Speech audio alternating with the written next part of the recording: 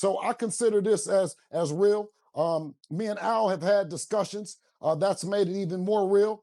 Never has anyone said anything about any dehydration, rehydration, or anything for that matter. So I think that it should be, and what it should be, is a fair fight. And that weight is to be determined, but it won't be anything under 144 pounds. Former world champion Tim Bradley also weighed in on the growing buzz, urging both camps to move beyond the constant exchanges and make the fight official.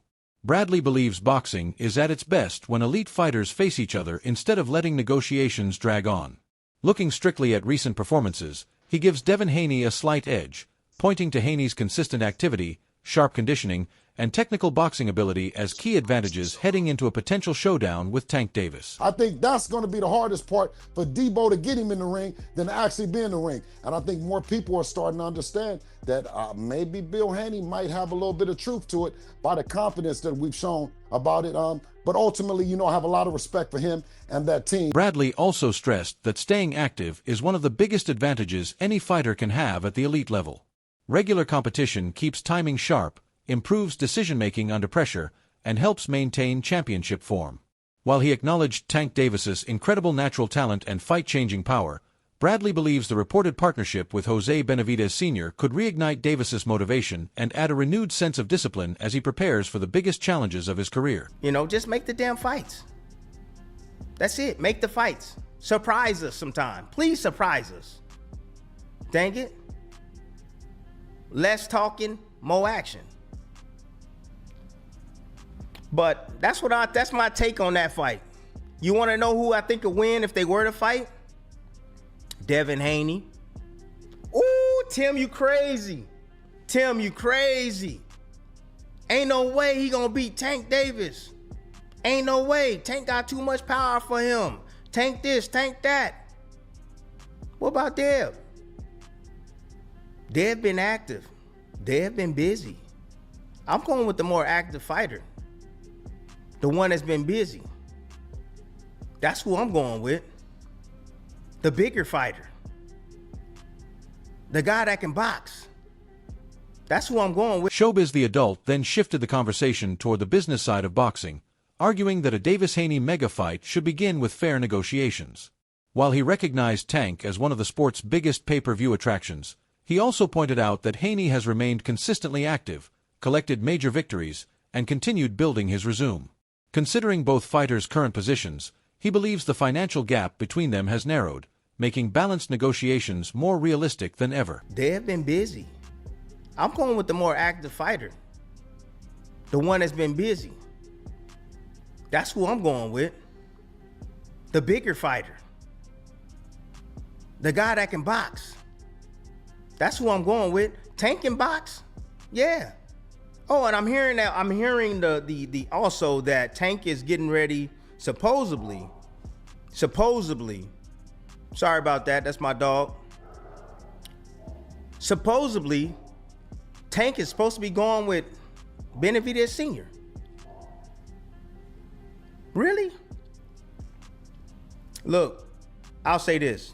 I hope that Benavidez Sr. can bring back some desire.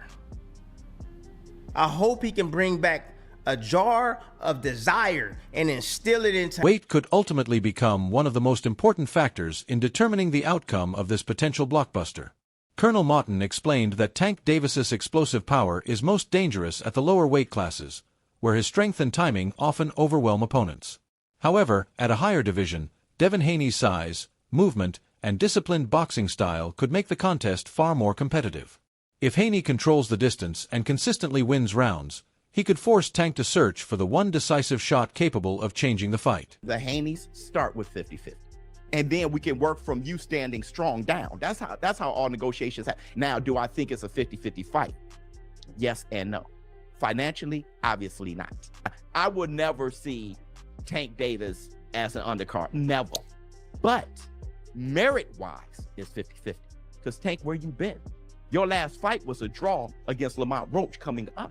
Debo's became another division champion and been fighting and putting in work. Times Square cards and big time shit, right? So merit. Offering another perspective, Teofimo Lopez described Gervonta Davis as a fighter whose greatest weapon has never been textbook technique alone, but his relentless mindset and natural fighting instincts.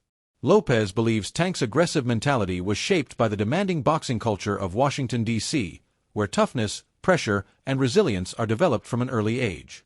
Combined with his explosive speed, timing, and knockout power, those qualities have helped transform Davis into one of the most dangerous and unpredictable fighters in modern boxing.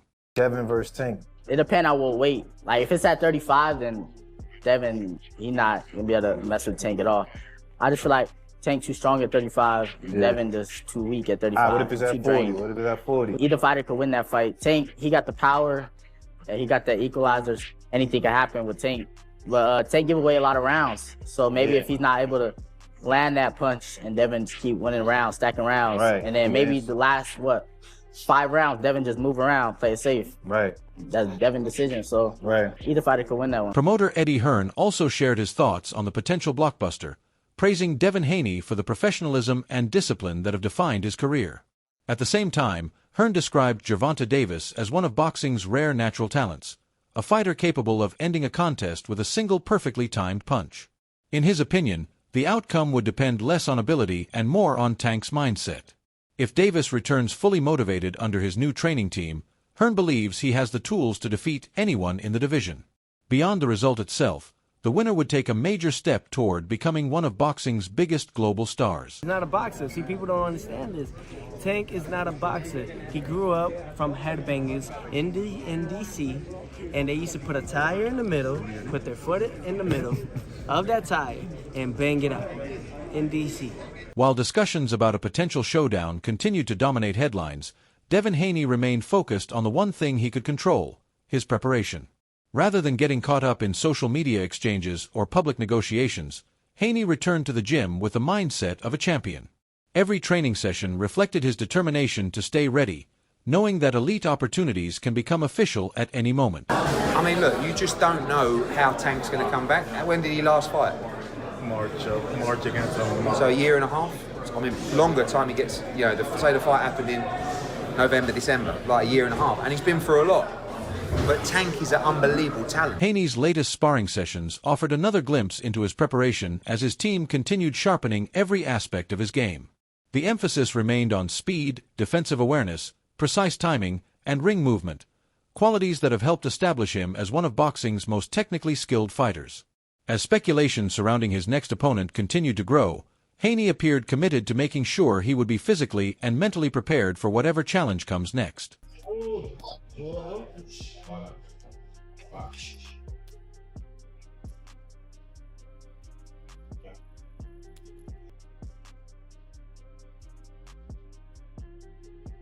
It's Haney time. You know what time it is. It's Haney time. All right.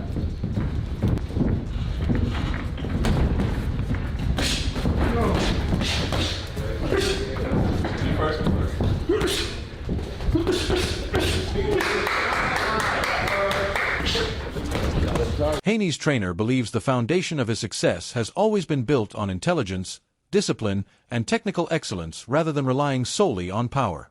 Throughout his career, Haney has used exceptional footwork, fast combinations, and ring IQ to consistently outbox elite opponents. However, the move to 140 pounds has brought noticeable physical development, allowing him to sit down on his punches with greater confidence. As he continues to mature both mentally and physically, his team believes fans will begin to see a more complete fighter, one capable of combining slick boxing skills with genuine knockout power. With Devin's IQ and boxing, being young and having the speed and the legs, he's taking advantage of that now. While you're young, you got to use that speed and your legs, because as you get older, your legs and your speed deteriorates. You know what I mean? But Devin does have power. Speed is power. And going up to 140, he's got a lot more power now. And Devin always been a puncher. He's just been concentrating on speed, winning each and every round, winning each and every minute of every round. That's what's more important. But he's becoming more mature. He's a veteran champion now. And I think he wants knockouts now. So I think the power is really going to come out of Devin Haney from 140 pounds and up from here on out on his. With training camps underway, negotiations continuing, and some of boxing's biggest names sharing their opinions, anticipation for the months ahead continues to grow. Whether it's Gervonta Davis's fresh start with a new coaching team or Devin Haney's relentless preparation for the next challenge, the stage appears to be set for several massive fights that could reshape the sport. Now we'd like to hear from you. Which storyline has your attention the most, and who do you believe comes out on top if these matchups become reality? Let us know your thoughts in the comments below.